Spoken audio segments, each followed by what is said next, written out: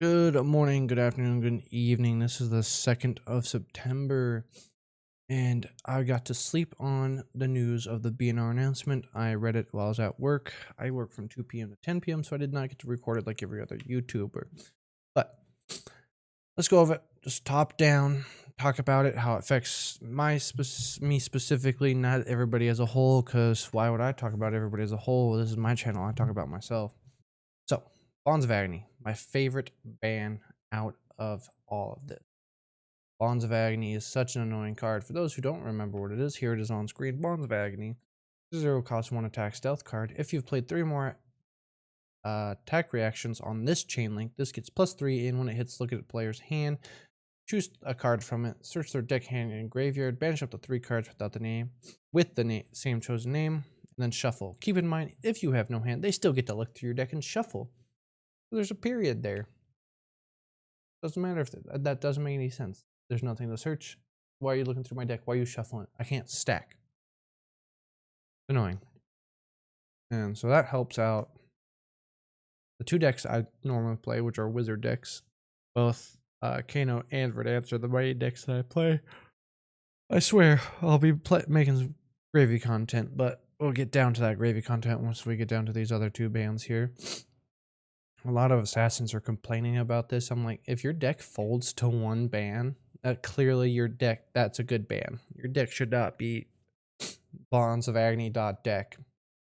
Like the Wizards and Dash.io had 1 card ban. They adapted and they made their deck different. Yeah, so, IO and Max kind of suffered from that as well, but they are getting their own identity.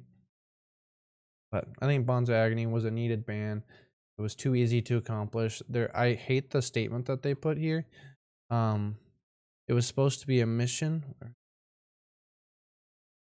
It was supposed to reward a somewhat challenging quest.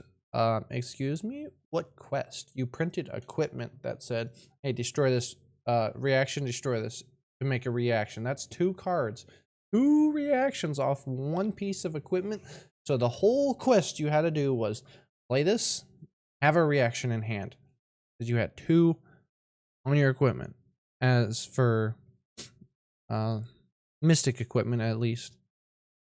Whereas every other assassin, yeah, you do have to have at least 2 in hand, because flick knives is a reaction, which is insane. And you can give it go again with Snapdragon. So realistically, even on your equipment, you had 2 available Snapdragons and flick knives.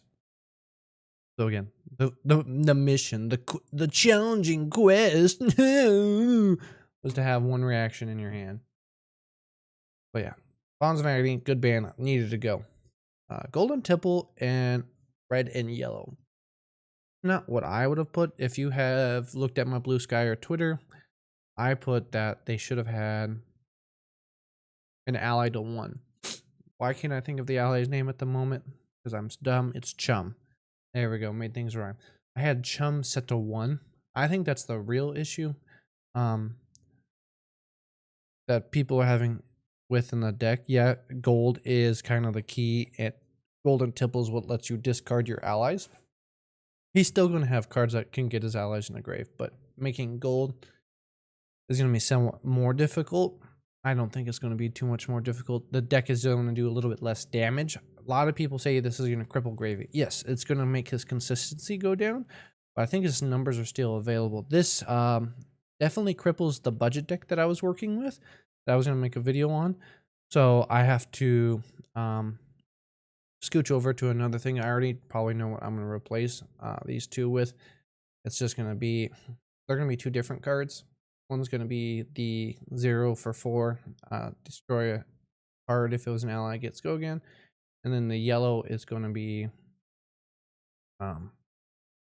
actually the yellow I'm not quite sure what I'm going to replace it with. But I'll find something important for it. But keep in mind, yes, I am still going to be making gravy content. This just kind of shafted what I wanted to do for the budget deck. I am editing a different video that should be coming out hopefully by next week. As for the Plume of Evergrowth ban, I think that's like a 5% cut on Verdance, realistically. For those who are playing just full combo, it's like, hey, this is how I'm going to win, is playing just combo.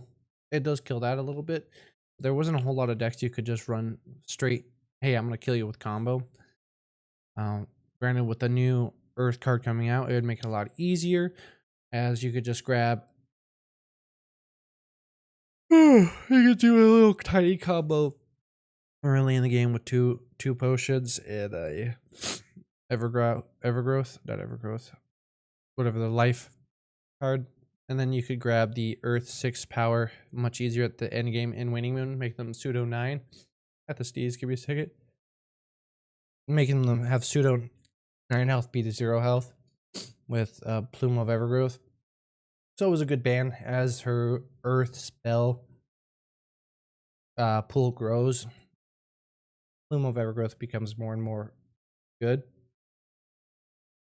I think the one that people aren't talking a lot about is Pocket Big Game. I think this is a good ban. A lot of people are a little confused by like its preemptive, like, hey, I haven't seen anybody running it. I could see why people would want to be running it. For those who are unaware what it does, again, I'll open this up because a lot of people aren't really running it. Sorry about the sniffling. My allergies are acting up apparently.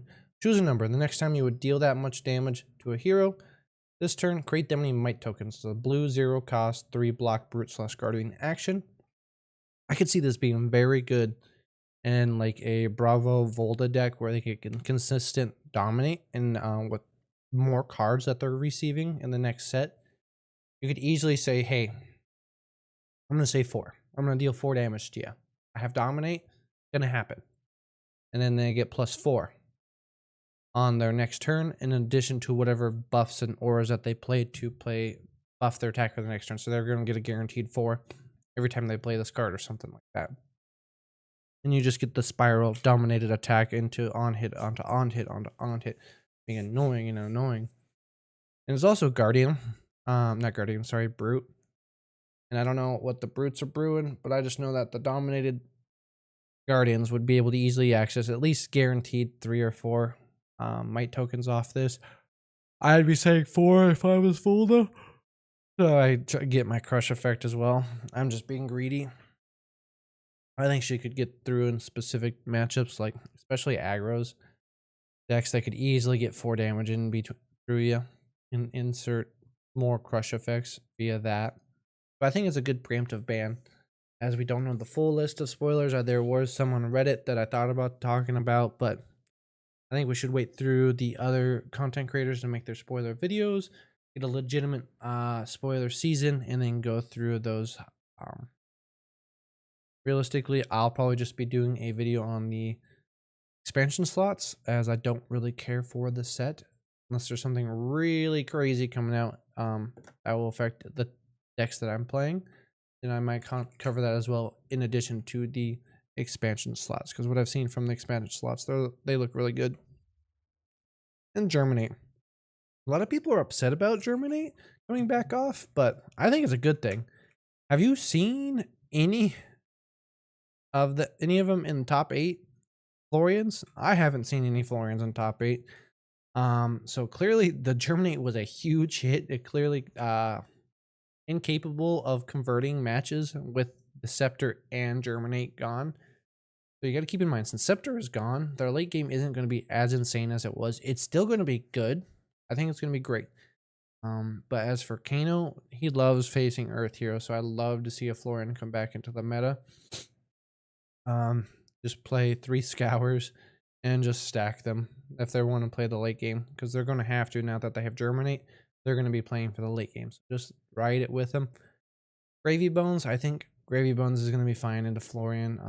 Again, with no Scepter, you don't have to AB that as often. You just have to keep in mind they might be able to get you with some go again options. I've seen it. They use Sword. They can go again off flying high and just swing a sword attack and clear most of your allies. To keep that in mind, but I think Germany is a good unban. We haven't seen Florian do anything without it. Yeah, he's going to have some additional Earth cards potentially that we have to worry about, but again, for my specific heroes, I think he's a non-issue. This is going to help me with the Guardians that weren't playing it and Brutes that weren't playing it either way, but Guarantees I don't have to worry about additional crackbacks. The golden tipple and red is going to help Gravy and Verdance in those matchups significantly. So the little extra chips and gold generation. I think the good Gravy players are going to land on something. What exactly it is, maybe it's Sloop. They come back to Sloop, get some extra go against on hits like that. That's what I might put here as a yellow one is yellow or a red Sloop, depending on what I need in that budget deck. So yeah, that was my quick thoughts on the ban restricted. I think it was a very good one. I would have swapped these for a chum restriction to 1, as that would be pretty strong hit as well. You don't really quite get his engine. Maybe golden tipple red into chum restriction, something like that if you really think you need a kneecap him. But I think most decks are just struggling with getting chain chums out. So you get a chum, they take care of it next turn. They still have a chum on board and they still have to block, making it very unadvantageous. Plus the new blue card, that gives a card -1.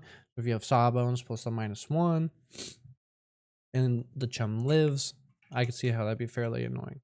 So what are your comments? What do you think about the ban restricted announcement? Does it affect you? Are you an assassin player that's like, oh shit, my deck doesn't work anymore? Or are you the assassin players like, okay, cool, that's a reasonable ban. I can see why they hit that. I'm just gonna have to find another 0 cost blue stealth for my Justinix, or are you gonna adapt and move off of Justinix and find a red card to match it? You let me know. I think it was a good ban. Y'all have a great day. Bye.